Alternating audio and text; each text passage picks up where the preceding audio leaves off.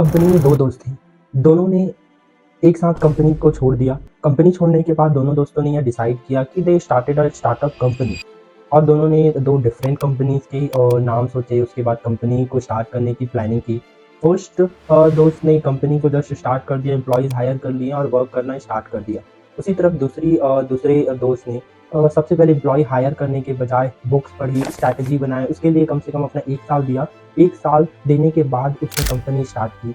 तो पहले दोस्त की ग्रोथ आप ले सकते हैं कि उतनी ख़ास नहीं हो पाई, लेकिन उसी तरफ दूसरे दोस्त ने जो 1 साल स्ट्रैटेजी पूरा बिल्डअप करने के बाद, बुक्स पढ़ने के बाद कंपनी को अपनी स्टार्ट किया, उसकी ग्रोथ इवेंचुअली 2 सालों में ही बहुत अच्छी हो गई और वो अपने पहले दोस्त से एटलीस्ट 50x ज़्यादा अर्निंग कर रहा था।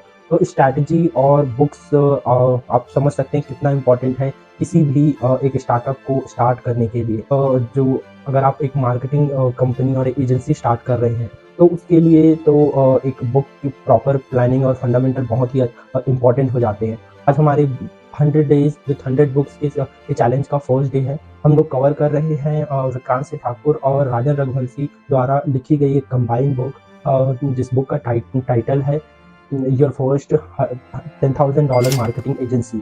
इस बुक में आपको प्रॉपर फंडामेंटल्स के साथ-साथ स्टेप बाय स्टेप्स फॉलो किए गए हैं कि आप एक स्टार्टअप या मार्केटिंग एजेंसी कैसे स्टार्ट कर सकते हैं, क्या-क्या चीज़ों को आपको ध्यान देना चाहिए और क्या-क्या चीज़ें आपको अवॉइड करनी चाहिए। क्योंकि मोस्ट ऑफ द फाउंडर्स जिन चीज़ों को अवॉइड करना चाहिए उसको वो फॉलो करते हैं। इसके कारण कंपनी जस्ट ही कुछ दिनों में ही शट डाउन हो सकती है। उसके साथ-साथ में ऑथर ने 3 सर्कल रूल्स को भी बहुत अच्छे से एक्सप्लेन किया है कि वो उस 3 सर्कल के कॉमन पॉइंट पर आपको सक्सेस मिलेगी। अगर आपने ऐसा नहीं किया तो आपको बहुत सारे फेलियर्स का सामना करना पड़ेगा अपनी कंपनी बनाने की जर्नी में।